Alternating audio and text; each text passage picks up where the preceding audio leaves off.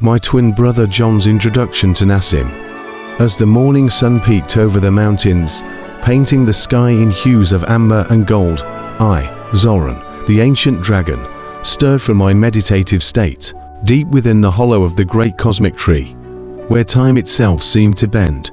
My thoughts drifted to the day Richard spoke of his twin brother, John, and the mysterious Nassim Haramein.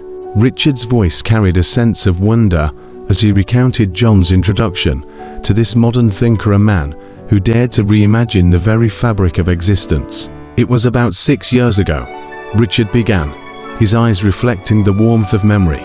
John mentioned Nassim Haramein to me, and at the time, I didn't grasp the depth of his ideas. But recently, John sent me a video of Haramein explaining his findings over the past 3 decades. I was completely captivated. It felt as though he was articulating truths I had long known, but couldn't put into words. I smiled, my golden scales shimmering in the dappled light. "Or, Haramein," I rumbled, "a seeker of the infinite, much like yourself, Richard. His theories weave a bridge between ancient wisdom and modern science, a tapestry of space, energy, and connection."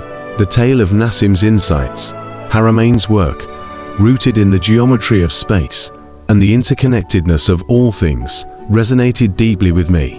For centuries, I have observed the cosmic dance of the stars and planets, their movements inscribed upon the celestial sphere like verses of an eternal poem.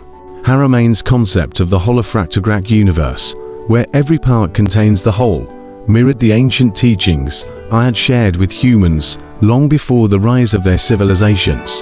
In his discourse, Haramein describes space not as emptiness, but as a vast field of energy, a plenum, from which all matter arises. This echoed the Vedic concept of Akasha, the subtle essence that underpins reality. I could not help but marvel at how the same truths revealed to the seers of the East were now re-emerging through the lens of physics.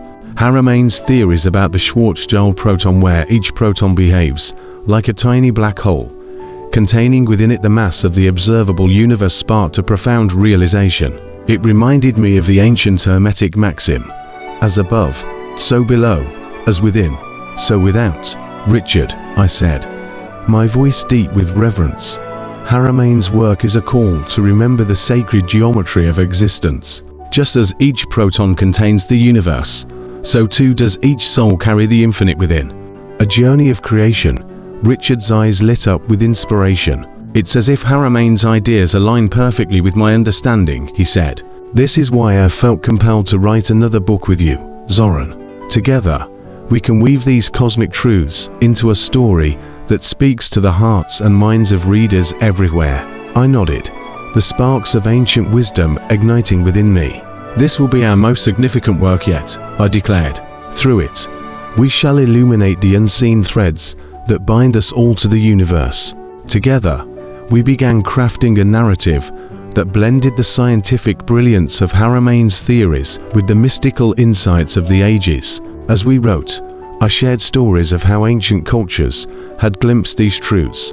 The Egyptian priests, with their study of the stars, and the Vedic sages, with their meditations on Akasha, had all tapped into the same universal wellspring that Haramein now explored with mathematics and physics. Closing thoughts. In this chapter of life, guided by the wisdom of John's introduction to Nassim Haramein, Richard and I embarked on a journey to unite science and spirit. Through our book, we sought to remind humanity that the cosmos is not a cold, indifferent expanse, but a living, breathing organism, an infinite dance of connection and creation.